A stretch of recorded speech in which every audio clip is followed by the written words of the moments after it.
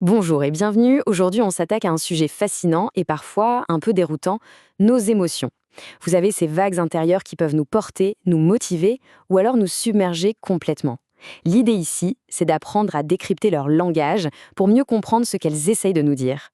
Face à une émotion forte, la colère qui monte, la tristesse qui pèse, la grande question c'est, on en fait quoi? Est-ce qu'on doit les ignorer, tenter de les maîtriser à tout prix, ou est-ce qu'il y a une autre voie, celle de la compréhension? C'est vraiment le fil rouge qui va nous guider. Alors avant toute chose, mettons-nous d'accord sur ce dont on parle. Pour bien comprendre, il faut partir de la base. Une émotion, c'est quoi exactement? On va définir l'essentiel pour être sûr qu'on est tous sur la même longueur d'onde.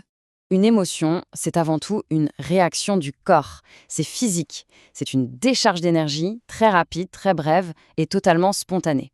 Pensez au sursaut quand on entend un bruit inattendu. C'est ça. Un message flash, hyper intense, mais qui ne dure pas. C'est un signal qui dit à notre cerveau « Attention, réagis maintenant ». Et ce qui est vraiment intéressant, c'est l'origine du mot lui-même. Émotion vient du latin émove, qui veut dire « mettre en mouvement ». Tout est dit, non? Une émotion, ce n'est donc pas quelque chose de passif qu'on subit. C'est une impulsion, une énergie qui prépare notre corps à agir, à réagir face à ce qui se passe.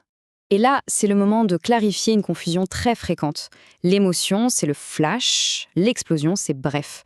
Le sentiment, lui, c'est ce qui vient après, quand on commence à réfléchir à cette émotion. Il s'installe dans la durée. Et l'humeur, c'est encore autre chose. C'est un peu comme la météo de notre journée, un état de fond plus diffus qui peut nous accompagner pendant des heures. Ok, la définition est plus claire. Maintenant, voyons comment ça se passe en vrai, à l'intérieur de nous. Parce qu'avant d'être une pensée, une émotion, c'est une expérience profondément physique. Notre corps nous parle, et il a son propre langage pour le faire. Au cœur de toute cette mécanique, il y a une petite zone dans notre cerveau qu'on peut voir comme notre tour de contrôle émotionnel. Elle agit comme un radar qui scanne en permanence notre environnement. Et dès qu'elle détecte quelque chose d'important, un danger potentiel ou une opportunité, elle sonne l'alarme et lance toutes les réactions en chaîne dans le corps. Et cette alarme, on la connaît tous, n'est-ce pas? Le cœur qui s'emballe, les muscles qui se tendent, la respiration qui s'accélère, les mains qui deviennent moites. Toutes ces sensations ne sont absolument pas aléatoires. C'est le langage de nos émotions. C'est notre corps qui se met en mouvement, prêt pour l'action. Bon, on sait ce qu'est une émotion et comment on la ressent. Mais la question la plus importante, c'est à quoi ça sert tout ça? Pourquoi est-ce qu'on est câblé comme ça? C'est là qu'on touche au cœur du sujet, au rôle vraiment fondamental des émotions dans notre vie. Et pour bien saisir leur rôle, il y a une image qui est parfaite. Pensez à vos émotions comme à un GPS interne. S'il n'y avait qu'une seule idée à retenir, ce serait celle-là. Nos émotions ne sont pas des ennemis à combattre. Ce sont des guides, de véritables boussoles conçues pour nous aider à naviguer. Alors comment ça marche ce GPS? En fait, c'est une mécanique en 3 temps. D'abord, quelque chose se passe, c'est le déclencheur. Ensuite, l'émotion surgit. C'est un peu comme un voyant qui s'allume sur le tableau de bord pour nous dire « Attention, un de tes besoins fondamentaux n'est pas satisfait ».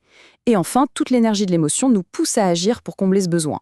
D'accord, on a un GPS, mais comment on lit la carte? Comment on interprète ces indications? Eh bien, ce GPS nous envoie des messages via 4 messagers principaux. 4 émotions de base qu'il est absolument essentiel d'apprendre à écouter. Et on les connaît tous très bien, surtout si on a vu le film Vice Versa. Il s'agit de la joie, de la tristesse, de la colère et de la peur. Ce ne sont pas des constructions culturelles, ce sont des messagers universels, innés. Partout sur la planète, chaque être humain comprend instinctivement ces signaux. Voici donc la légende de la carte, le véritable mode d'emploi de notre GPS. C'est simple et incroyablement utile. La peur, elle, signale un danger et nous parle de notre besoin de sécurité. La colère, elle, apparaît quand une limite est franchie, quand notre besoin de respect est en jeu. La tristesse, elle, vient avec une perte et met en lumière notre besoin de réconfort et de soutien. Et enfin la joie. Eh bien, c'est le signal que nos besoins sont comblés et elle nous invite à partager ce bien-être. Alors voilà, maintenant qu'on a défini ce qu'est une émotion, qu'on a vu comment elle se manifeste et qu'on a décodé ses messages, on peut commencer à assembler toutes les pièces du puzzle. Et tout ça, ça nous amène à un changement de perspective assez radical. Le point le plus important à retenir, c'est celui-ci. Une émotion n'est jamais bonne ou mauvaise. Elle est soit agréable, soit désagréable à ressentir, c'est vrai.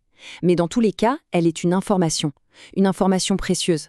L'ignorer, c'est un peu comme continuer de rouler en ignorant le voyant d'essence qui clignote. Tôt ou tard, c'est la panne assurée. Ce qui nous amène à une dernière réflexion.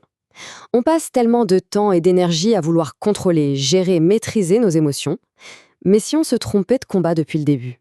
Et si la véritable compétence, ce n'était pas le contrôle, mais l'écoute?